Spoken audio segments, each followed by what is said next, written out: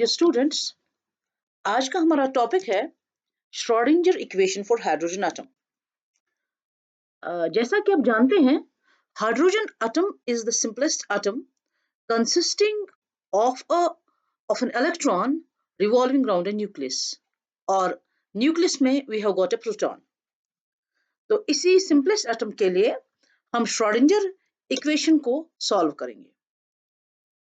So what we do basically while working on Schrodinger equation for hydrogen atom, Schrodinger equation for an electron moving in 3 dimensions around a nucleus, हम यही इसी electron की जो कि इस nucleus में revolve करता है, इसी की श्रोडिंगर इक्वेशन लिखते हैं। और ये इक्वेशन जैसा कि हमें प्रीवियस लेक्चर से पता है, इसको हम लिख सकते हैं curly square by curly x square plus curly square by curly y square plus curly square by curly z square psi twice m e minus v by h cross square psi is equal to 0। यहाँ पे हमारा m mass electron है, psi wave function है, e हमारा यहाँ पे this is our energy, v is the potential energy, h cross is equal to h by 2 pi, जहाँ h हमारा प्लैंक्स कांस्टेंट। ठीक है, तो this is our Schrodinger equation, और ये हम 3 डायमेंशन में लेते हैं, and we are using Cartesian coordinates x, y and z। right, तो इस इक्वेशन में अगर हम v यानी कि पोटेंशियल एनर्जी का वैल्यू देखें तो that's equal to minus e square divided by 4 pi epsilon not r। Basically potential energy हम लिखते हैं 1 by 4 pi epsilon not r q1 q2 by r। I repeat, ये पोटेंशियल एनर्जी लिखते हैं 1 by 4 pi epsilon not q1 q2 by r, जहाँ पे q1 एक charge की एक एंटिटी की चार्ज है, q2 दूसरी एंटिटी की चार्ज है, and r is the distance between the two charges. जब हम इलेक्ट्रॉन की बात करते हैं जो रिवॉल्व करता है around the nucleus in A hydrogen atom, तो इसमें एक चार्ज हमारी इलेक्ट्रॉन है, तो उसकी एक एंटिटी इलेक्ट्रॉन है, उसकी चार्ज होगी माइनस ई, और दूसरी एंटिटी हमारी ये प्रोटॉन है, उसकी चार्ज होगी प्लस ई। तो इस हिसाब से हमारा जो पोटेंशियल एनर्जी है that comes out to be v is equal to minus e square divided by 4 pi epsilon not r। तो इस इक्वेशन को सॉल्व करने के लिए व्हाट वी कैन डू, हम इस v की वैल्यू को सब्स्टिट्यूट कर सकते हैं इस इक्वेशन में, इक्वेशन नंबर 1 में। मगर अगर हम इन दोनों इक्वेशंस को गौर से देखें तो ये जो v है it has been written in terms of r, और ये जो ये वाली इक्वेशन है इसमें r कहीं पे भी नहीं है, इसमें x y z है but we don't have r। तो या तो हमें इस r को कन्वर्ट करना पड़ेगा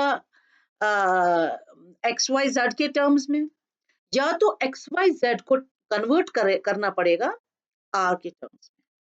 सो r के टाइम में हमें यूज करने हैं स्फेरिकल पोलर कोऑर्डिनेट्स, और अगर हम इस इक्वेशन को देखें तो इसमें कार्टेशियन कोऑर्डिनेट्स यूज किए गए हैं। मैं आपको थोड़ा सा आइडिया देती हूँ about the spherical polar coordinates और कार्टेशियन कोऑर्डिनेट्स के बारे में। चलिए, अगर ये हमारा एक 2 डायमेंशनल प्लेन है, right, I may not be able to draw very neatly, ठीक है, तो यहाँ पे हमारा पॉइंट है, ठीक है, और इस पॉइंट के हमारे कोऑर्डिनेट्स क्या है, ये x है और y है, ठीक है। तो what does that basically mean? It means कि ये जो हमारा पॉइंट है, this point in the 2 dimension, अगर हम ये हमारी x एक्सिस हो गई, राइट, x एक्सिस, और ये हमारी y एक्सिस हो गई, ठीक है। तो इस पॉइंट को आप x से मिलाइए और इस पॉइंट को यहां से y एक्सिस पे आप इसको मिलाइए, ठीक है। आपको बिल्कुल स्ट्रेट लाइन ड्रॉ करनी है। तो एक्स वाई कोऑर्डिनेट्स का मतलब है कि ये जो पॉइंट है इसकी डिस्टेंस फ्रॉम द ओरिजिन, यानी कि यहाँ से दिस इज आवर ओरिजिन, यहाँ से इसकी डिस्टेंस जो है यहाँ तक इट्स एक्स, और यहाँ से इसकी डायरेक्शन जहाँ से वाई डायरेक्शन में इसकी डिस्टेंस जो है दैट्स वाई। तो यही हमारा एक्स वाई कोऑर्डिनेट हो गया। ठीक है, अगर हम इस पॉइंट को स्पेस में ले जाते हैं, यानी कि we add one more dimension, हम जेड एक्सिस भी ऐड करते हैं, तो इस पॉइंट को आपको मतलब अपनी तरफ समझ लीजिए इसको, you can only think of it because इसमें यहाँ पे 3 डायमेंशन मैं नहीं दिखा सकती। तो फिर इसको जेड एक्सिस को जब आप ऊपर की तरफ एक्सटेंड करते हैं और यहाँ पे ये पॉइंट जहाँ पे है, तो आपको देखना है कि इस पॉइंट का जेड एक्सिस पे ओरिजिन से क्या डिस्टेंस है, that will be your third coordinate, यानी कि वो आपका कोऑर्डिनेट जेड हो जाएगा। तो फिर आप इस पॉइंट को जो कि अभी स्पेस में है मेंशन करेंगे, इसके जो कार्टेशियन कोऑर्डिनेट्स है वो आपके एक्स वाई एंड जेड है। Hope it's clear. Now I will tell you something about spherical coordinates. Spherical coordinates में क्या होता है,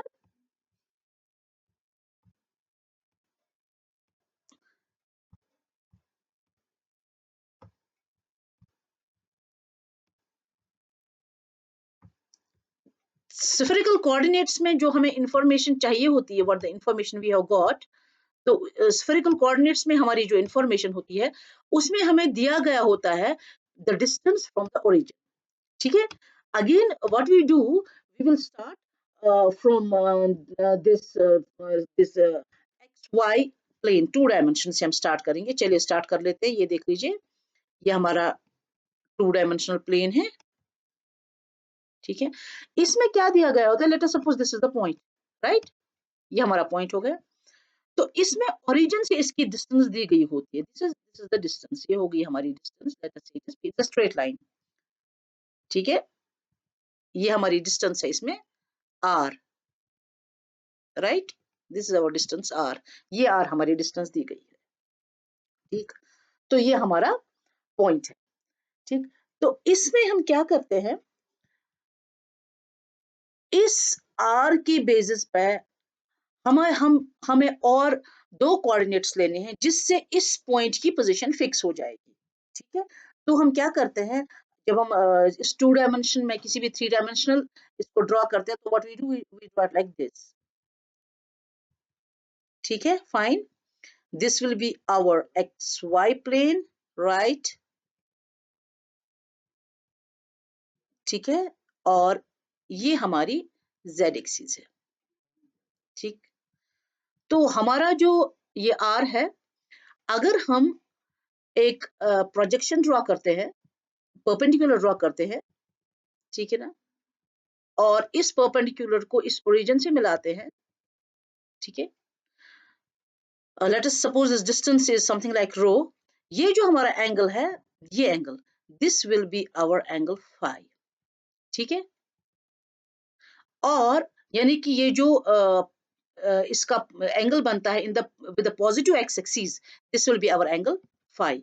इसी तरह हमारा ये जो एंगल बनता है with the positive z axis, that will be theta, right. I am not able to write very neatly. ठीक है, तो ये इस अगर हम सिर्फ r की बात करते हैं, if you just consider this distance r, तो इसकी पोजीशन फिक्स नहीं हो सकती, बिकॉज हम नहीं कह सकते ये पॉइंट यहाँ पर ही है। r की डिस्टेंस इस स्फेरिकल कोऑर्डिनेट में यहाँ पे भी r हो सकती है, इट कैन बी एनीवेयर, कोई भी distance r, it can be anywhere, यानी कि जो भी हमारी डिस्टेंस r है, तो हम इस पॉइंट को कह सकते हैं ये एक दैट पर्टिकुलर पोजीशन पे ये एग्जिस्ट करता है।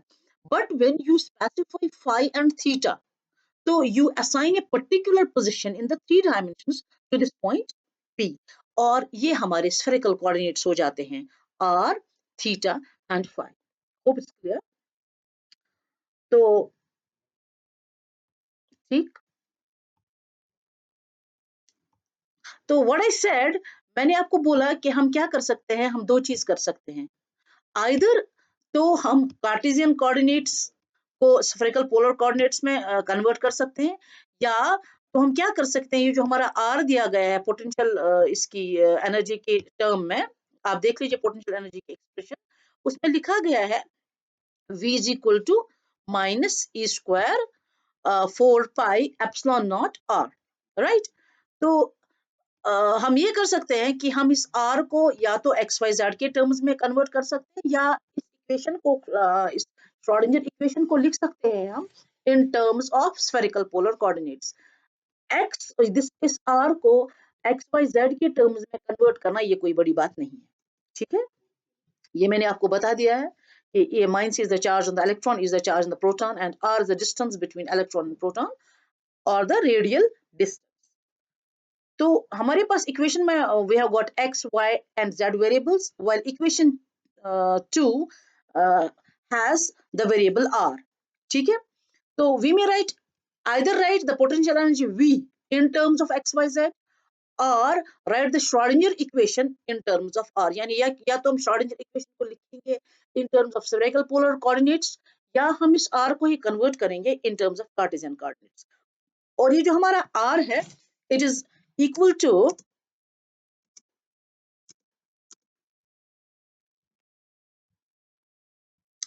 ये हमारा r है, that's equal to root of x square plus y square plus z square, ठीक है। तो अगर हम ये r की वैल्यू सब्स्टिट्यूट करेंगे, इससे पहले मैंने जो आपकी इक्वेशन 1 दिखाई थी उसको सॉल्व करेंगे, बहुत कमरसम हो जाएगा। सो हम क्या करेंगे, what will be our this line of action, हम ये करेंगे कि हम श्रोडिंगर इक्वेशन को ही लिखेंगे इन terms of spherical polar coordinates, जो मैंने आपको बताया r, थीटा एंड फाई, जो मैंने अभी आपको एक्सप्लेन किया। ये r क्या है, थीटा क्या है और फाई क्या है। Now, ये equation, although it may seem lengthy and cumbersome, it is very interesting and easy. तो सबसे पहले आपका इसका में इंटरेस्ट सबसे ज्यादा तब बढ़ेगा अगर आपको ये पता चलेगा कि हमें इससे मिलेगा क्या। इससे हमें इलेक्ट्रॉन के बारे में बहुत सारी इंफॉर्मेशन मिलेगी। We will get immense information regarding this electron that is revolving around the nucleus or around the proton in the hydrogen atom. और हमें क्या मिलेगा, we will get the quantum numbers. इसी इक्वेशन को सॉल्व करते करते आगे जब हम पहुंच जाएंगे, आप देख लेंगे इसी इक्वेशन से हमें क्वांटम नंबर्स मिल जाएंगे। और what do we say, what are the quantum numbers? They are the address of electron. They give us an immense information about the electron. So I hope you will just be interested in this equation and you will try to understand it very carefully. Okay, तो पहला step हमारा क्या रहेगा, हमारा पहला step रहेगा कि हम जो हमने पहली श्रोडिंगर इक्वेशन लिखी, उस श्रोडिंगर इक्वेशन को we will write in terms of spherical polar coordinates. हमारी इक्वेशन थी in terms of x y z, those are the Cartesian coordinates, but we will write it in terms of r, theta and phi, those are the spherical polar coordinates. तो this is our equation, ये हमारी Schrodinger equation है इन terms of r, theta and phi, ये हमारी Schrodinger equation है, right. So this is 1 by r square curly by curly r square curly psi by curly r, 1 by r square sine theta curly by curly theta sine theta curly psi by curly r plus 1 by r square sine square theta curly square psi by curly phi square plus 2m by h cross square e minus b psi is equal to 0. ये सारी जितनी भी इसमें चीजें appear हो रही हैं, we have discussed it during this lecture. मैंने आपको सारी चीजें बता दी हैं क्या है। तो हम क्या करेंगे, हम इस इक्वेशन में we will be multiplying both sides by r square sin square theta. मैं आपको यहाँ बताती चलूँ, ये जो कर्ली पे कर्ली आ रहा है, it is partial differential, right? क्योंकि हमारे पास we have got more than one variables in this bracket, तो हम क्या लिखते हैं, हम लिखते हैं हमारे पास r भी है, psi भी है, theta भी है, psi भी है, right? तो हम क्या कर रहे हैं, हम इसको इस वजह से कर्ली लिख रहे हैं पार्शियल डिफरेंशियल के लिए। अगर हमारे पास अंदर ब्रैकेट में सिर्फ एक ही वेरिएबल हो तो हम इसको कर्ली को रिप्लेस कर सकते हैं बाय डी। ये चीज आप याद रख लीजिए क्योंकि आगे हम ये चीज यूज करने वाले हैं। तो what will do, we will be multiplying both sides by r square sin square theta. तो हमें क्या मिलेगा, चलिए जी, जब हमने इस टर्म को मल्टीप्लाई किया by r square sin square theta, multiply आप यहाँ कर दीजिए r square sin square theta पे, r स्क्वायर जाएगा, हमारे पास क्या रह जाएगा, sin square theta curly by curly r square curly psi by curly r। इसी तरह आप इस टर्म को मल्टीप्लाई कर लीजिए r square sin square theta से, जब हम मल्टीप्लाई करेंगे ये आर स्क्वायर साइन थीटा और एक आर स्क्वायर साइन थीटा चला जाएगा। व्हाट विल बी लेफ्ट, ऊपर हमारे पास एक साइन थीटा रह जाएगा जो कि यहाँ है। It will be curly by curly theta sine theta curly psi by curly theta. अब इस टर्म में आ जाइए। इस टर्म में आप देख रहे हैं जब हम मल्टीप्लाई करेंगे इस टर्म को by r square sine square theta, ये r square sine square theta और जिससे हमने मल्टीप्लाई किया था r square sine square theta, ये दोनों कैंसिल आउट हो जाएंगे। Will be left with curly square psi by curly phi square plus इसको हमें मल्टीप्लाई करना है r square sine square theta को, दिस इज स्क्वायर, ये दिस इज नॉट 2, ये यहाँ पे स्क्वायर है। Let me correct it.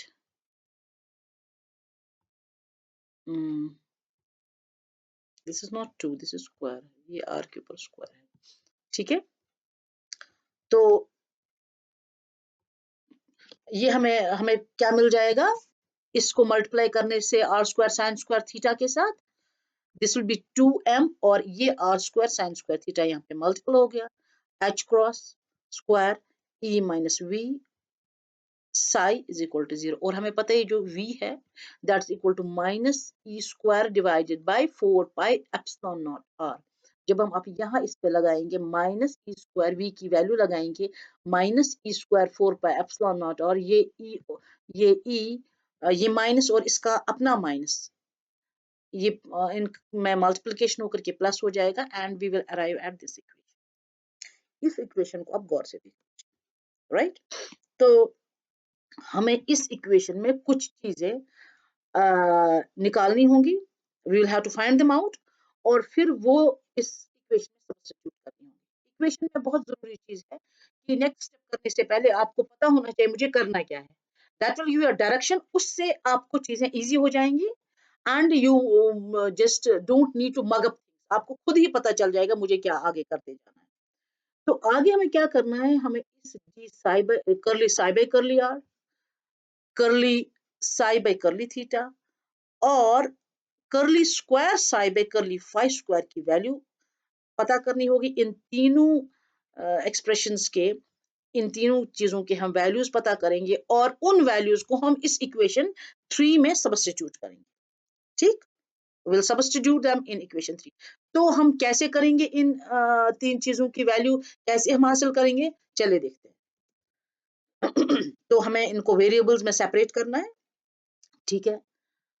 इस इक्वेशन को जिस मेथड से हम ये करते हैं सॉल्व, तो we call that a separation of variables. इस साई को हम लिखेंगे एज अ प्रोडक्ट ऑफ वही हमारे जो तीन स्फेरिकल कोऑर्डिनेट्स है आर थीटा एंड फाई, ठीक। ओके, तो साई को हम लिख रहे हैं in terms of r theta and phi, right, function of r, function of theta and function of phi। तो पहले हमें क्या करना है, अगर आपको इससे पहले वाली इक्वेशन याद होगी तो हमें D psi by D R चाहिए। इसी इक्वेशन से ले लीजिए D psi by D R, इसका डिफरेंशियल ले लेते हैं हम D psi by D R. तो साई का क्या है, साइज ये अपर केस में ये वाले आर थीटा और फाई है और ये तीनों चीजें ये स्मॉल लोअर केस में, कि कैपिटल और स्मॉल आप मान लीजिए, तो ये तीनों चीजें लोअर केस में। जब आप साई को डिफरेंशिएट करें with respect to r, what that does that mean, that means कि हमारा ये आर वेरिएबल है, ये भी हमारा कांस्टेंट, इसके साथ कुछ नहीं करना, ये फाई भी हमारा कांस्टेंट। तो हम इस थीटा इस फाई को बाहर ले लेते हैं और हमें क्या करना है, हमें क्या बच जाता है वहां पे, हमारे पास सिर्फ आर बच जाता है। तो curly r by curly small r. तो अब देख लीजिए यहाँ पे मैंने आपको इससे पहले ही बताया कि जब आपके पास सिर्फ एक वेरिएबल हो आप इस कर्ली को रिप्लेस कर सकते हैं, कर्ली इज पार्शियल डिफरेंशियल। ये हम तब यूज करते हैं जब हमारे पास मोर देन वन वेरिएबल्स हो, चूंकि हमारे पास सिर्फ एक ही वेरिएबल है तो हम इसको conveniently d are by g r लिख सकते हैं। I hope it is clear. हो गई हमारी फोर्थ इक्वेशन। हमें तीन चीजें चाहिए, g psi by D r, d psi by d theta and rather curly psi, curly 2 phi by curly phi square. हमें तीन चीजें चाहिए, इसमें से हमें एक मिल गई 4। हम नेक्स्ट देख लेंगे। अब हम देख लेंगे curly psi by curly theta. Again इसी तरह से साई इस के बराबर है। हमें किसका ये देखना है डिफरेंशियल, हमें थीटा का डिफरेंशियल देखना है। यानी कि r और phi के साथ कुछ नहीं करना, ये दोनों चीजें कांस्टेंट है, बाहर रख लीजिए। तो हमारे पास क्या बच जाता है, कर्ली थीटा, और इसको इसी के रेस्पेक्ट में हमें ये डिफरेंशिएट करना है, तो by curly theta we have replaced this curly by d। I repeat, क्योंकि यहाँ पे हमारे पास एक ही वेरिएबल है, we don't need to write this partial differentials, तो हम कर्ली को रिप्लेस कर रहे हैं d से।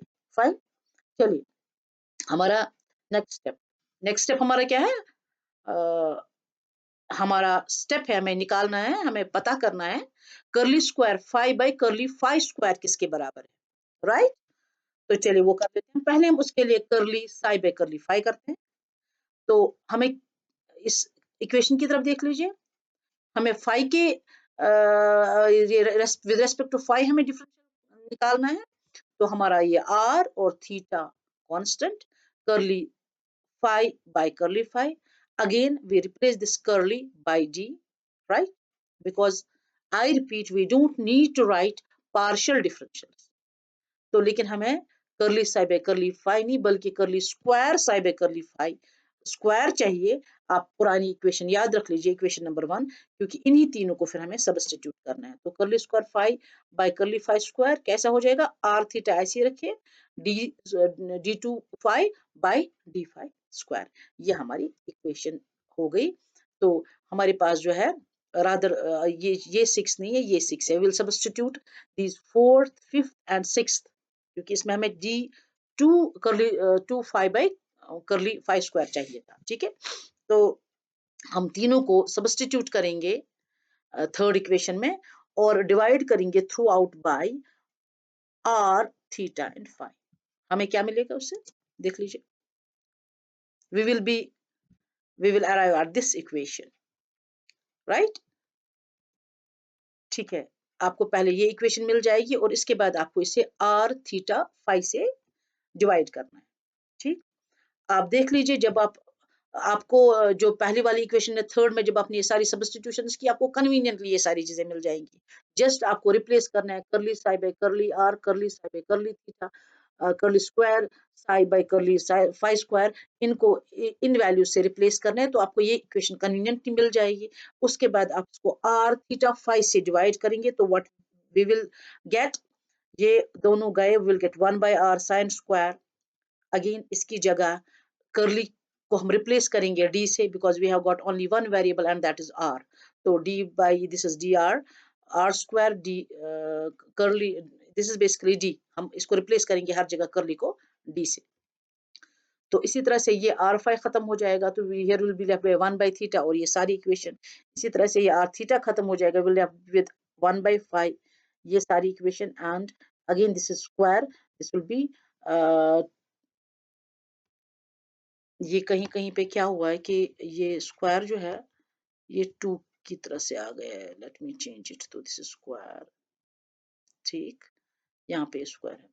तो फाइनली जब हमने ये तीनों इक्वेशंस को सब्स्टिट्यूट किया और फिर इसको डिवाइड किया बाय आर थीटा फाई से, हमें ये इक्वेशन मिल गई, ठीक है।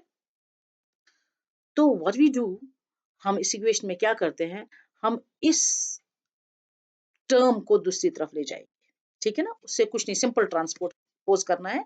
ये 1 2 और हमारी 3 टर्म्स इस तरफ रहेंगी, इसको हमें यहाँ ले जाना है, और ये माइनस बन जाएगा। नेक्स्ट स्टेप हमने यही किया है, ये कुछ खास नहीं किया है, ठीक है, that's what I have done, ठीक है। तो इसमें हमने ये सारी टर्म्स को एक तरफ रख दिया है, और यहाँ से इस टर्म को ले लिया है।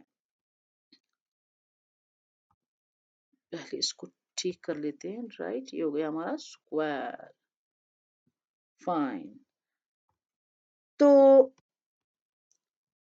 अब ये देख लीजिए आप, ये हमारा LHS है, लेफ्ट हैंड साइड है, ये हमारा RHS है। ये दोनों तभी एक दूसरे के बराबर हो सकते हैं when they are equal to some constant term, this equal to this and these both, इनका वैल्यू किसी constant term के बराबर है।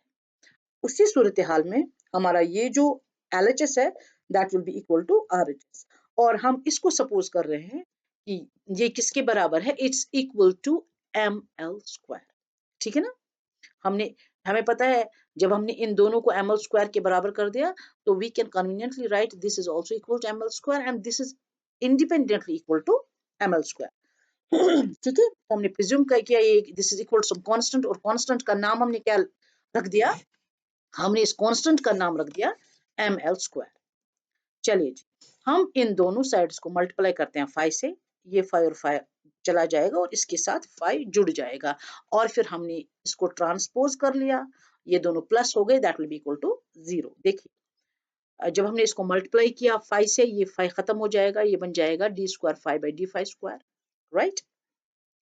इसको हमने इस तरफ ले लिया है, that will be equal to ये प्लस ml स्क्वायर 5 को से हमने मल्टीप्लाई किया था इज इक्वल टू 0। ये सिंपल मैथमेटिक्स से ट्रांसपोज करना है, ये हमारी इक्वेशन 8 हो गई। ठीक है, so what we got d square d2 5 by d5 square plus ml square 5 is equal to 0।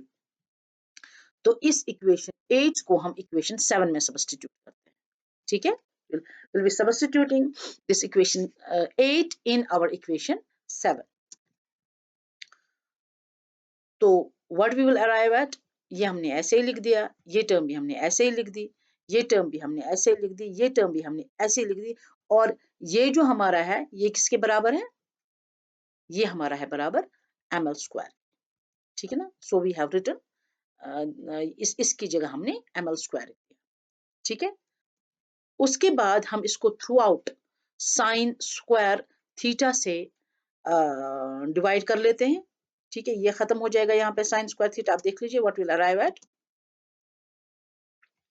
तो हमारी जो इक्वेशन है ये बन जाएगी 1 by R D by D R R square D are by D R. तो गर्ज हमारे पास ये जो इक्वेशन बन जाएगी इसके बाद, तो हम अब इन इक्वेशंस को, इन फंक्शंस को सेग्रीगेट करेंगे, किसमें, आर एंड थीटा में। Will segregate these equations. Segregate करने का मतलब हम आर को इक्वेशन के एक साइड में लिखेंगे, इसी इक्वेशन को यूज करेंगे, इसमें आर वाली टर्म्स एक तरफ लिखेंगे और थीटा वाली टर्म्स हम दूसरी तरफ लिखेंगे, जो कि हमने यहाँ किया है। ये आर वाली टर्म इधर आ गई, ये थीटा वाली टर्म इधर चली गई, प्लस है तो यहाँ जाकर के माइनस बन जाएगी। इसी तरह से आर वाली टर्म हमने यहाँ लिख ली, तो ये थीटा वाली टर्म है, ये अपनी ही जगह रहेगी।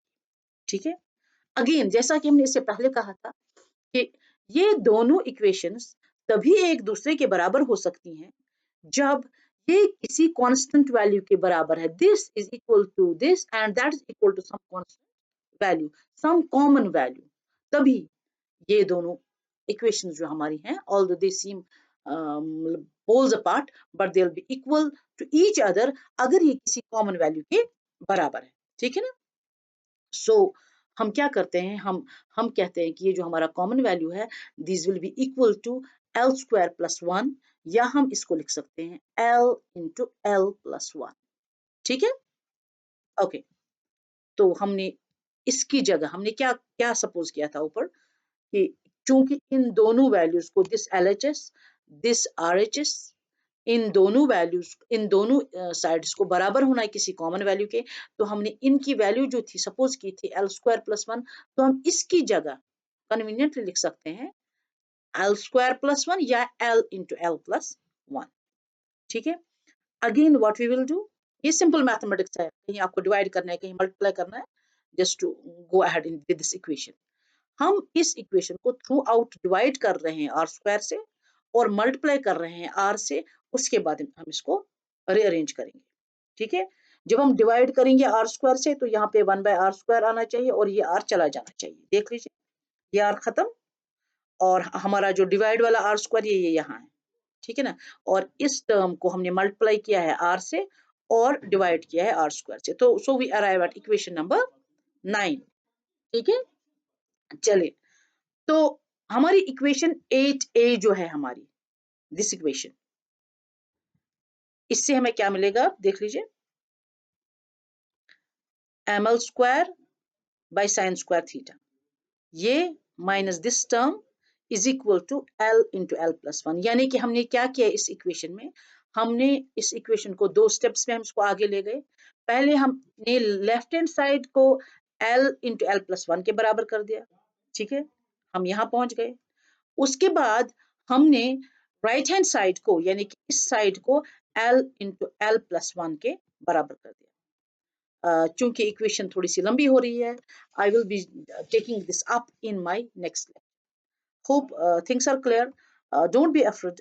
ये मतलब सिर्फ आपको समझना है basically what is the I must say what is our objective.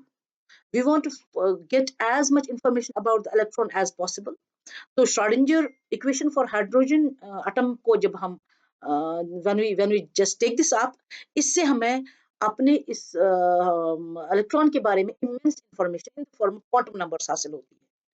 तो हम क्या करते हैं, हम पहले श्रोडिंगर इक्वेशन को लिखते हैं इन टर्म्स ऑफ कार्टेशियन कोऑर्डिनेट्स, उसके बाद हम उसको स्फेरिकल पोलर कोऑर्डिनेट्स में चेंज करते हैं, और उसके बाद हम इन स्फेरिकल पोलर कोऑर्डिनेट्स को आर, थीटा और फाई के टर्म्स में इक्वेशंस लेते हैं, उनको हम प्रीवियस इक्वेशन में सब्स्टिट्यूट करते हैं, एंड हमें अपना गोल नहीं भूलना चाहिए। What we will just finally get, we will get the quantum numbers that will give us information about our this electron. तो इससे हमारी स्टडीज जो है, इससे हमारा जो मतलब electronic atomic studies, that will become Fairlie easy and Fairlie clear. Hope this is clear. अगर आपको ये वीडियो पसंद आ गया हो तो please like, share and subscribe जरूर करें।